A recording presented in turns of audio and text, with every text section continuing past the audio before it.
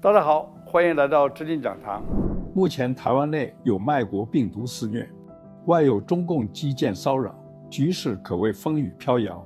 在這種情況下，可能很多人沒有注意，一場劃時代的汽車工業革命即將到來。本年11月，特斯拉推出了 B14.2 版的全自駕 Full Self-Drive FSD 軟體，使用者紛紛給予完美、難以置信等等高度的評價。B14.2 FSD 可以把車子從自家車庫開出，到目的地的停車位停好，全程無需駕駛人介入。我上個月在美國也和朋友試用過上一個版本 B14.1.7， 開的是 Cybertruck。我們體驗到這個版本的 FSD 從海邊沙灘到鬧市街道，從擁擠慢行到高速飛馳，它都應付自如，比我們自己開車還要老道順暢。能親自體驗一個新時代的來臨，讓我感覺既興奮又愉快。從現在開始， AI 操控將迅速取代人類駕駛，讓車輛行駛完全自動化。其主要原因是 FSD 帶來的安全性，現在已經是人類的9到10倍，未來更可能超過100倍。關於 AI 帶來的進步，我有深刻體會。我是下棋的人，圍棋、象棋、西洋棋都下。以前的人認為，不管電腦多厲害，都不可能在圍棋上贏過人類。2016年3月，圍棋軟體 AlphaGo 擊敗了當時的世界棋王李世石，顛覆了人類認知，震撼了世界。AlphaGo 風騷沒多久，2017年12月 AlphaZero 問世，馬上以100-0的戰績完勝了 AlphaGo。神奇的是 ，AlphaZero 使用的硬體比 AlphaGo 簡化很多，棋力卻高出很多。AlphaGo 使用了48顆 Google 的學習和運算晶片 TPU，AlphaZero 只使用了4顆。AlphaGo 還需要1200多顆 CPU 晶片， AlphaZero 則幾乎不需要。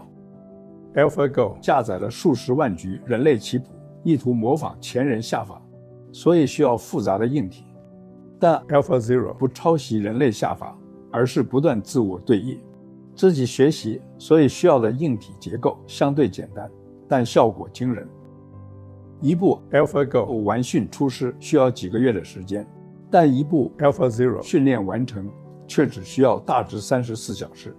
AlphaZero 能將 AlphaGo 徹底擊敗，證明了機器自我學習產生的運算和推理能力遠勝於人類的所謂千年智慧結晶。AlphaZero 完勝 AlphaGo 的勢力將在汽車自動駕駛領域重演。目前所有汽車的自動駕駛軟體，除了特斯拉之外，都是軟體工程師寫的指令，如看見紅燈停車、綠燈可以前進之類。這是由工程師指導汽車駕駛，許多意外情況照顧不到。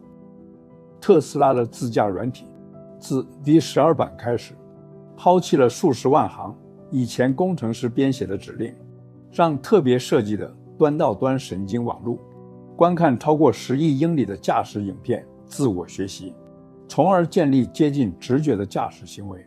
結果其自駕軟體 FSD 展現了快速和驚人的進步。AlphaZero 完勝 AlphaGo 的案例正是電腦自我學習，其速度和效果會遠超過人類的指令。我個人試用 B14.1.7 版本的經驗，覺得它已經遠勝我這個有50年開車經驗的老司機。馬斯克說特斯拉即將推出的 B14.3 版本會完成 FSD 最後一塊拼圖，意思是它將解決自動駕駛的所有問題。我對馬斯克的預告深信不疑，所以我們現在要問的問題，不是全自動駕駛能不能成功，而是自動駕駛成功了以後會帶來哪些改變。首先不容忽視的是特斯拉這家公司的投資價值。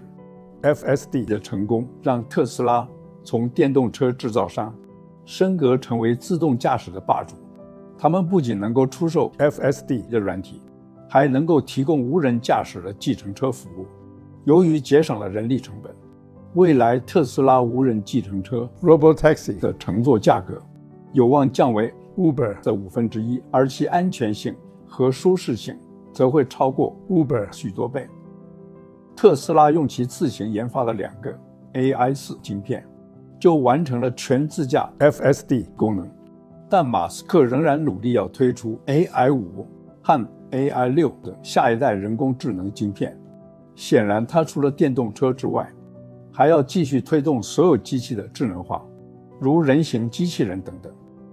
我不是要鼓吹大家去買特斯拉的股票，由於特斯拉股票價格上下震盪非常激烈，我反倒要勸心臟不好或有高血壓的網友，不要去碰這檔股票，畢竟賺錢雖好，但生命更寶貴。我講述特斯拉，是希望我的網友能注意到世界上許多有趣而重要的發展。我們在台灣抗共保台，維護主權，自然會引起中共和其同路人的仇視憎恨，難免受到誹謗、造謠、醜化和攻擊。這時候維持興致，追求美好很重要。有人說，面對敵人保持快樂就是最好的報復。誠哉四言，